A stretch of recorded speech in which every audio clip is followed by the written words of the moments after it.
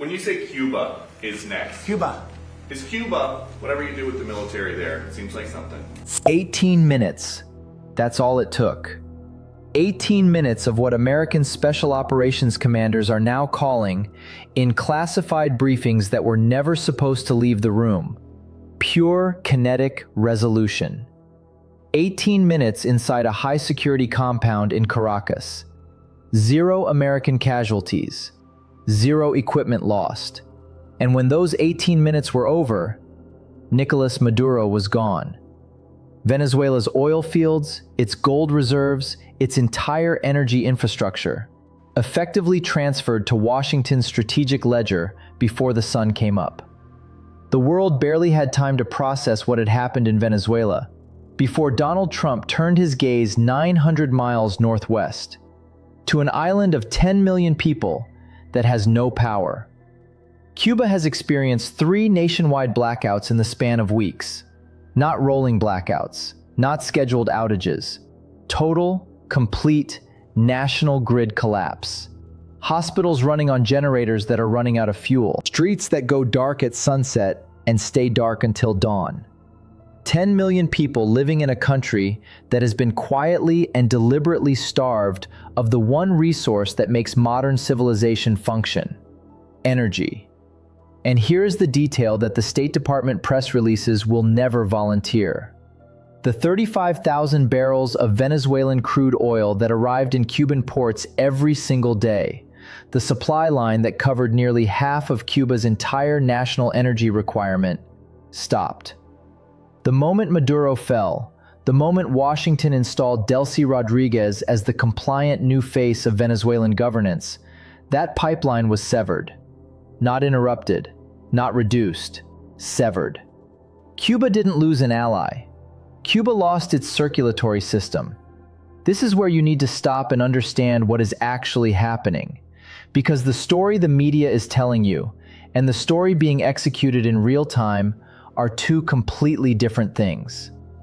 The public narrative is straightforward. Trump is finishing what every Republican administration promised and never delivered: the liberation of Cuba, the final dismantling of the last true communist stronghold in the Western Hemisphere.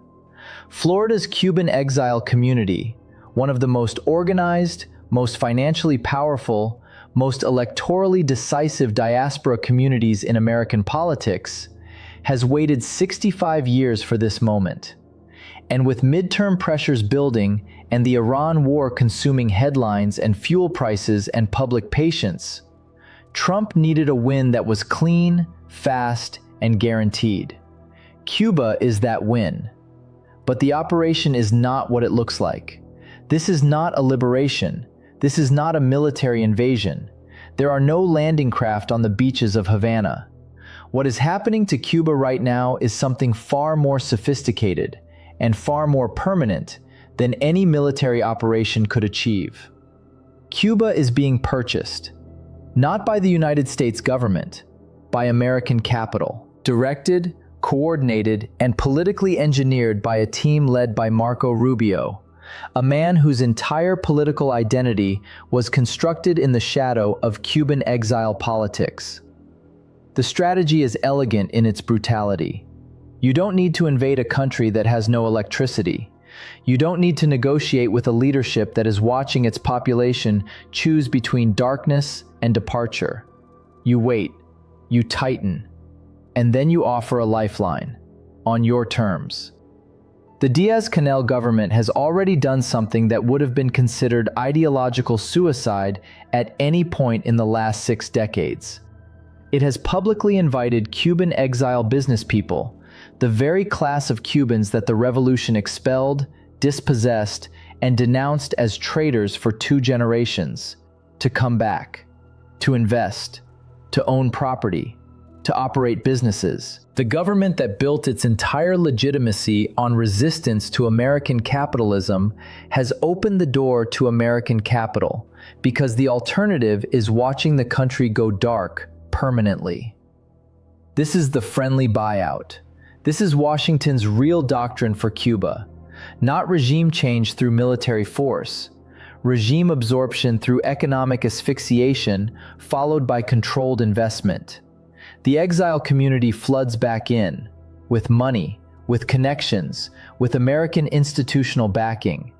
They buy the hotels, the infrastructure, the agricultural land. They build the power plants. They restore the internet. And in exchange, Cuba stops being Cuba.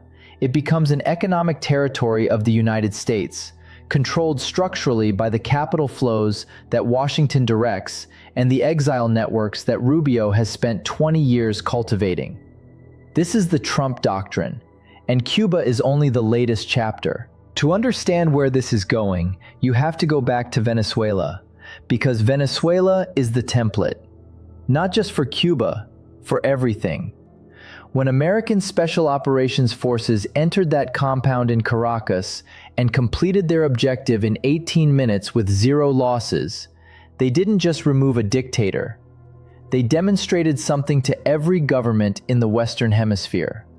They demonstrated that the calculus of sovereignty, the assumption that a government's physical safety was protected by the political cost of intervention, had been revised.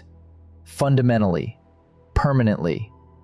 18 minutes, 0 casualties, complete regime change. And the day after, American oil companies began formalizing access to Venezuelan reserves, the largest proven oil reserves on the planet, estimated at 303 billion barrels of crude. And alongside that, a gold deal. American mining interests moving into the Venezuelan gold sector with the blessing of a government that exists because Washington allowed it to exist. The Monroe Doctrine, the 193-year-old declaration that the Western Hemisphere is America's strategic sphere, has been updated.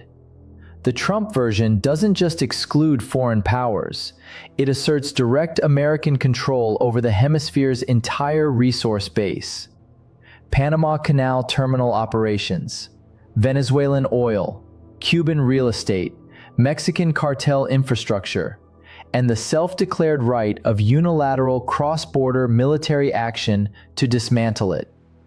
This is not foreign policy. This is an empire redrawing its internal boundaries. In Brussels, in Berlin, in Paris, the reaction is something between alarm and paralysis. The American security guarantee, the foundational assumption of post-World War II European geopolitics, is being renegotiated in real time. Trump's demand is blunt. The Iran war was fought without a formal NATO Article 5 invocation. Washington did not ask its allies to participate, but it is now presenting the bill. European NATO members will increase defense spending to 5% of GDP, not the 2% target most of them have already failed to meet, or they will face what Trump's team calls alliance recalibration. Alliance recalibration is the diplomatic phrase. The plain language is pay or we leave.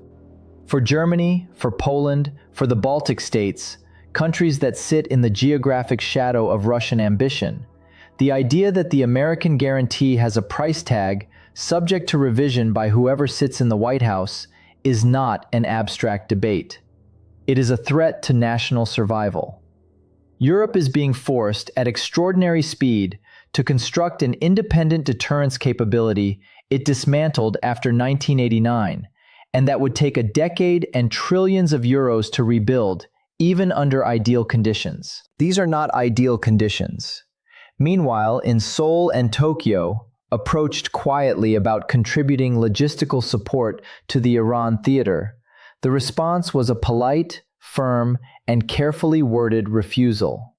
South Korea and Japan looked at the Iran war, the Venezuela operation, the Cuba situation, and decided the moment called for strategic distance. Not a formal break, just silence.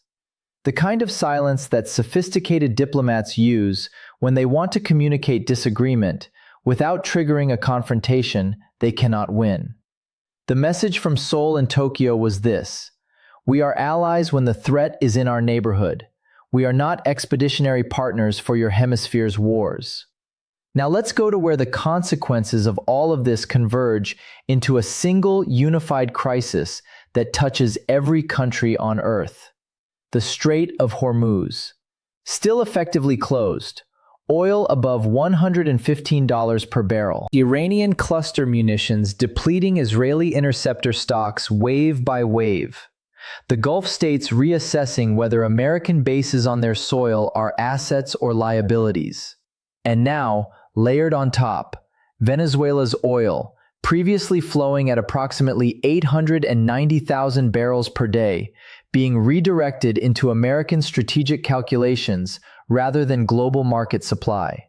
The global energy market is not experiencing a disruption. It is experiencing a restructuring. The difference matters enormously. A disruption is temporary. Prices spike, supply routes adjust, the market finds new equilibrium. A restructuring means the underlying architecture of global energy supply, who controls it, who can access it, on what terms, is being fundamentally redesigned. And the entity doing the redesigning is the United States government, under a doctrine that treats energy resources as instruments of strategic national power, rather than commodities governed by market logic. China feels this most acutely. Beijing imports approximately 11 million barrels of crude per day. Russian supply is increasingly expensive as global demand for Russian crude rises and Moscow's discount leverage shrinks.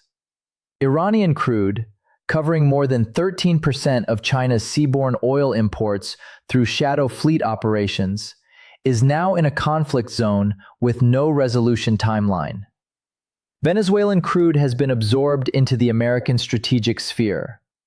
3 supply lines, 3 disruptions, simultaneous. China's 200 days of strategic petroleum reserves sound comfortable. They are not. China's petrochemical and refining sector was built on margin structures that depend on discounted sanctioned crude priced $10 to $12 below Brent. Remove that discount, and you don't just reduce profitability, you eliminate the business model of an entire class of independent Chinese refiners, the teapots, processing approximately 1/4 of China's total refining capacity.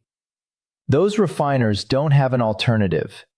They were built for cheap crude, and cheap crude has just become geopolitically inaccessible. The downstream consequences travel through the Chinese economy with the momentum of a freight train.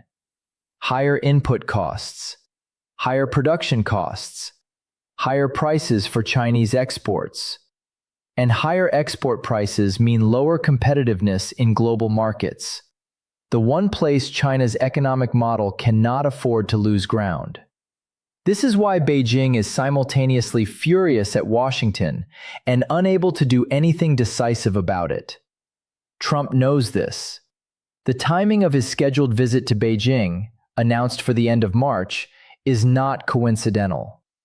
He is arriving at the negotiating table after having systematically constrained every discounted energy supply route China depends on. The agenda, publicly, is trade.